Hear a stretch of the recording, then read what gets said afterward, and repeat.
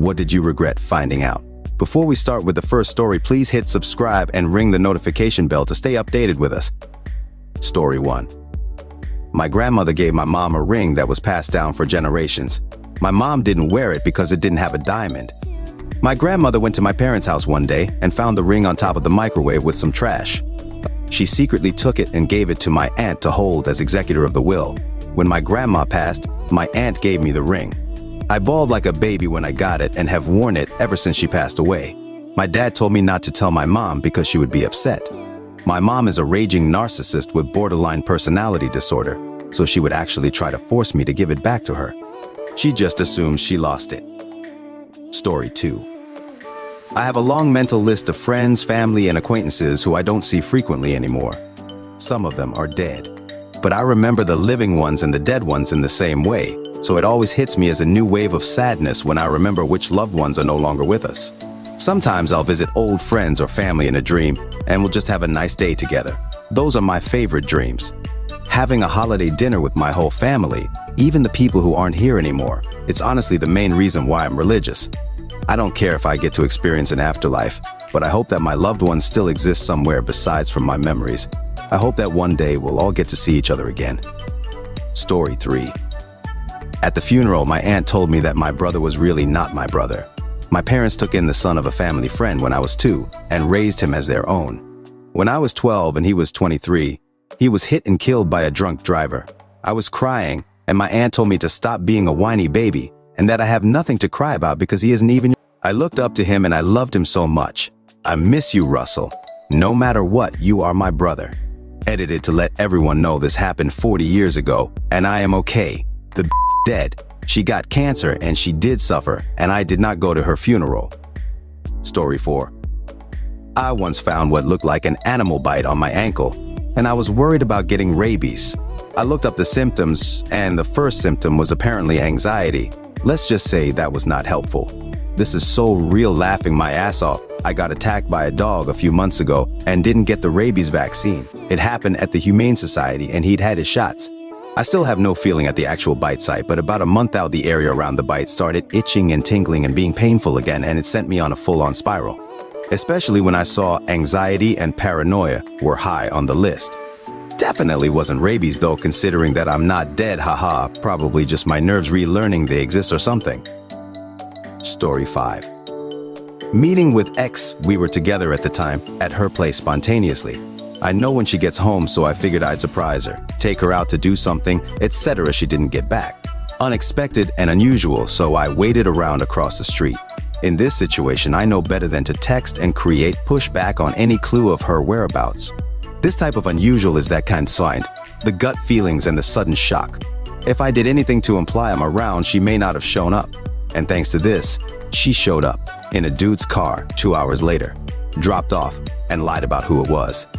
Her friend Jane isn't 6 feet with a beard and glasses and definitely isn't a dude. I regret having to see it. I'd rather a breakup or a clean, no cheating, in-person conversation. Story 6. That there are people who genuinely had a happy family. My family always fought growing up, so I just assumed that everyone else did too, and then they played nice in public. I visited my college girlfriend's family, and they were genuinely happy to be around each other and were interested in how each of them were doing. I thought they were putting on a show for me since I was there, but when I asked her later about it, she seemed shocked and informed me that it was normal behavior, and sure enough, each additional time I was around them, it was the same. I remember being so jealous at the time, and it took me a while to reconcile that my own family was toxic. Story 7. I found out that there was a rumor that I had sided someone in high school. I found out about the rumor almost 8 years after I had graduated. This person that was the apparent victim in the rumor is a friend of mine. She didn't start the rumor. She was just as shocked as I was to hear it. We still talk to this day. She's a wonderful person, but can't figure out where the rumor came from. Even though it's obviously not true, it still bothers me 10 years after I found out. Because I know there's at least someone who thinks I'm some sort of monster. Story 8. I was at a bar and ran into some of his friends, people who were a class below me. They asked me if I ever got arrested in high school. I was a nerdy 4 student. The worst thing I ever did was smoke weed. They go on to tell me this elaborate story of this rumor of how I attacked 3 black men with a bat and brutally beat them. It's kind of a mind that these random people thought I was capable of a violent hate crime. I was also incredibly skinny, like 120 lbs. How they thought I could take on 3 grown men at the same time was beyond me. Anyways, I texted an old friend about it who confirmed the rumor existed, but blew it off since they knew it was BS. For 20 years, these people thought I'd done something horrendous. It bothered me for a while, but I came to terms with it. You can be the kindest, gentlest person and someone will always assume you've done it. That's not on you, that's on them. Story 9. All of my friends have weird kinks such as dressing up in women's clothes and watching excessive amounts of porn. I don't care at all and certainly don't judge him for it, but what bothers me is that it was his ex-GF that told me about it. She went on and on about how weird he was and how I have no idea. I feel like she was trying to get me to switch sides or something after their somewhat messy breakup. I've known the man for 20 years, for Christ's sake. Also, the cherry on top of that sundae is that a few months later they were back together. Fun times.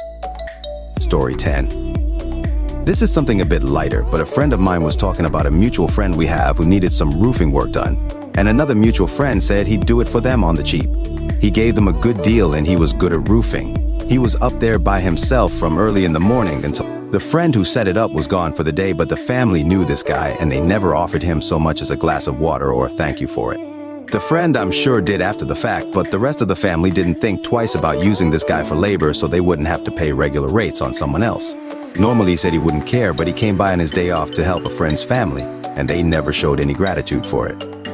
Story 11. Triple whammy. My stepmom was a raging alcoholic. My dad worked on the North Slope, Alaska. He was gone for 2 to 6 weeks at a time. She would spend the whole time he was gone absolutely plastered, and she was not fond of me living there. When I was and she was pissed drunk and mad at life, she told me that my dad wasn't my real dad, that my mom was a cheating slut and he took care of me out of pity. I called my dad after I got her to go lay down and he admitted it was true. 2 years later, she killed herself by taking a ton of morphine and chugging a few fifths of vodka. I didn't think it was intentional, but her sister came and handed me the suicide note where she said she was killing herself because she hated having me in her life and couldn't be with my dad without having me around. My dad didn't talk to me for 8 years after that. I tried to go live with my mom afterward, and she said I couldn't live with her. She admitted that she was addicted to meth and couldn't support me and her habit. She died 6 years later. Edit for people's peace of mind. I'm in a much better place in life currently. I'm doing much better, and I've built myself a nice little life. While not flawless or without my own share of mistakes, I'm proud of what I've accomplished and how far I've come. Me and my dad have a much better relationship. Before my mom died, she got sober for nearly a full year. She was well enough in her recovery to meet my children before she passed and spent that year being the world's best grandma. Thank you all for the care, concern, and well wishes. Story 12. My best friend growing up got cancer and died at age 27. My husband was deployed to Iraq when she died, so I basically had to deal with it all on my own. I had taken all my vacation time from work to travel back home and lay with her in bed during her final days. She didn't leave me anything in her will, but left everything to our other best friend, which is fine by me, but weird under the circumstances. I went through years of struggling with intense grief. About 3 years after her death, my husband broke down and told me they had slept together the year prior to her death, which was 4 years after our wedding, where she was the maid of honor. I called a couple friends to confirm, and it turns out she had nonchalantly told everyone. I don't know which I regret more, finding out that my husband slept with my dying best friend, or finding out that our best friendship was a complete sham. I got over my grief real quick after that, but I feel absolutely robbed of years of what I held close as good memories. Story 13. That my grandpa, who I'd idolized my whole life, had molested my mom when she was a teen and had also done things to other girls in the family. It explains some things, like why my sister was never allowed to spend the summer with my grandparents when he never tried anything with me or with other boys. It broke my heart learning that my mom held on to this secret for 60 years and has destroyed my memories of him. Story 14. My grandmother passed away when I was a kid, and I remember at her funeral, a woman stood up and started yelling, "That's not Ms. Carter. I'm Ms. Carter." I saw how angry my mom, uncles, and aunts got, and I always wondered what happened. That moment bothered me for a very long time. So when I got older, I started asking my mom, aunts, and uncles what that moment was about. They thought I forgot because I was so young and would never really answer. So I asked my cousin, who has no filter, about that moment. Come to find out, my grandfather cheated on my grandmother with their oldest daughter, and she caught them, and from that intimate relationship, they had multiple kids. That information blew my mind because my grandfather, as I knew him, was just my grandfather, a man who would go out of his way to visit and spend time with his grandson. For a little history, I was raised by my dad, so whatever drama my mom's side had going on, I was outside the circle. I regret even asking because that destroyed my view of my grandfather. I saw him once after that revelation, and I never made the effort to see him again. Story 15. That after 38 years of emotional incest, abuse, pretty awful southern guilt-raising, and me dropping everything to take care of her when she got diagnosed with stage 3 lung cancer, my mother made her final act towards me to change her will and cut me out of retaining my childhood home. I never cared about her stuff, money, jewelry, etc., even though she spent my entire life morbidly telling me over and over about how everything she worked for was only for me, especially my childhood home. I didn't ask for anything. She made all these statements. Towards the end, she got upset with me because my wife, now ex, and I were having issues and considering divorce. I found out because she was acting strange during one of our visits after spending 14 hours in Vanderbilt Cancer Center following a blood transfusion in addition to her chemo. Kept asking and she stormed, as well as a cancer-ridden 94 lb 66-year-old woman can, upstairs and returned to throw her revised will in my lap. She changed it to leave the house to my stepfather, who by the way couldn't be bothered to take on any of her care due to work, which translated to him spending his spare time in a seedy bar with some skank he was cheating with. Mom died. Stepdad moved his bar skank into my mother's house and allowed her to live there rent-free for almost 5 years. When he finally decided to sell the house, I came over to get some of Mom's things. The skank little dogs pissed all over my mother's nice house. Her white carpets, her expensive antique furniture, imported wool rugs. All said and done, I was left with 25% of the sale of my house. A stepfather that ghosted us. My son lost his grandpa and grandma, and a shitload of forever unresolved bull. I hate her. I love her. I can never find a way for us to be okay. Life is bull sometimes. For the record, it was never about the stuff or the house. It was about her being fine with me finding this out from a lawyer after she died, not telling me outright. Funny enough, I still miss her. Sigh. Alright folks, that's a wrap. If you like this, please hit the thumbs up and subscribe to the channel. You can also share your those in the comment below.